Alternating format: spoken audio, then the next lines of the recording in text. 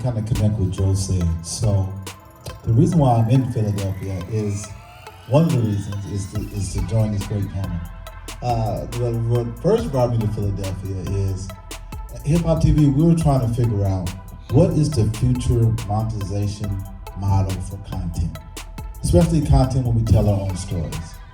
And the very interesting challenge for people these days is to really see yourself, see your community, and see a future in the metaverse. It's so Wild West. Today there's a movie out called Free Guy. It's on Netflix, Disney.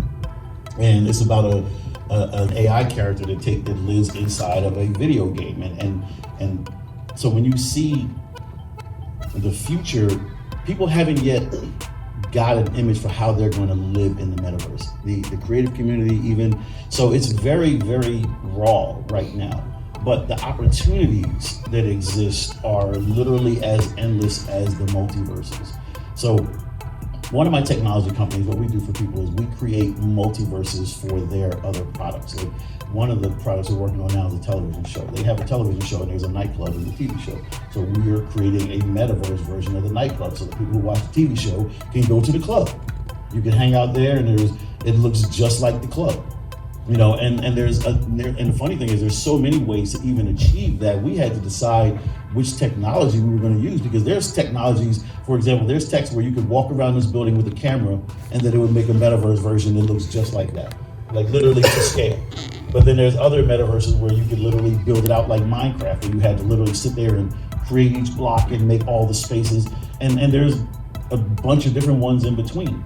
And so the point of this whole rant is that it's so raw, and that people have to start to be able to see themselves and what it looks like. And artists have the ability to create a space, create a room where you can uniquely develop your own feel in a way that's previously it's not done before. Meaning you have no limitations on what you can do. Like you can appear to your fans as a dragon and walk around wearing, you know, your stuff, and like you can create so much. Like, so your fans walk into a room with you, they see your art, they see your videos, they see your logo, they get to interact with each other, they get to say, yo, hey, I want to wear that t-shirt Brandon has. He's wearing the dope t-shirt from the fan club. I want that one too. So you can sell people your merch so they can create community. Like when you see artists these days, you see them, you know, they want people to look like them. They want people to dress like them. Well, in the metaverse, you can have people be you damn near. They can, so you know, as an artist, the challenge is to assess the information and to really dive in very deeply to think about how you can create a space for your community.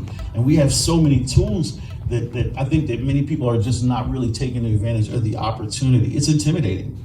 It's intimidating. People are like, what the hell is an NFT? And then when you realize all the different things that are going on just to get involved in NFTs, it's intimidating. But if you're going to be a creative, you're going to be an artist, you have to be willing to go out there. You have to try, you have to experiment. And because, you know, this is where we're going to be. Your fans are going to meet you online.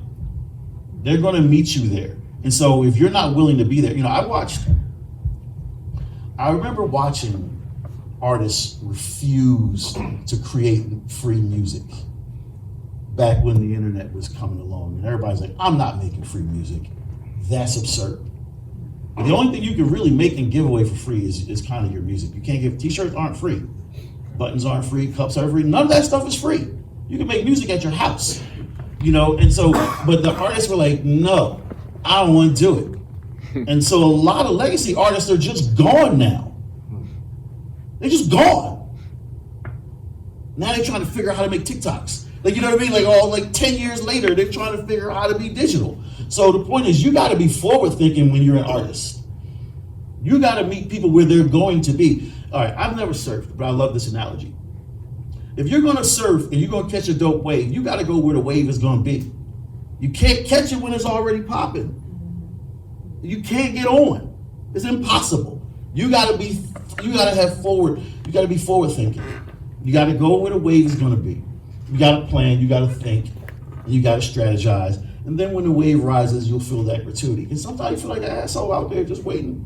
Like, you know what I mean? You know, but the reality is you're not going to catch a wave if you don't get out there.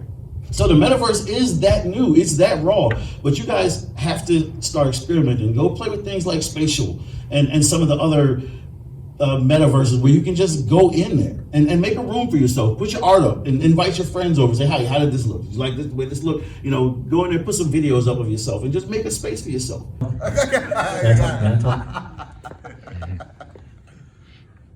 So blockchain is a technology, and think of it first as a technology. And I know everyone's confused as hell as to what the heck it is. Pardon, excuse me for swearing.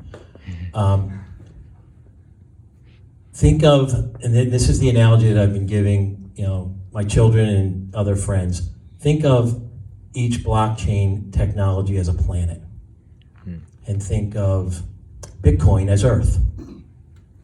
Now think of Ethereum as Mars, and now think of Solana as Uranus. Now each of those planets have different gravity, which results in the effort and the work to get things done. Blockchain, to reconcile a transaction, is 10 minutes. And the amount of power that blockchain consumes is more than most countries consume. Ethereum will reconcile a transaction in 10 seconds. Very efficient challenger, and Ethereum brought the smart contract to the table from a stack to make sure that people don't get cheated when their end of the bargain is met. Now let's go out to Solana, and that will reconcile in 700 milliseconds at a transaction speed of 700,000 transactions per second. That will change the game entirely.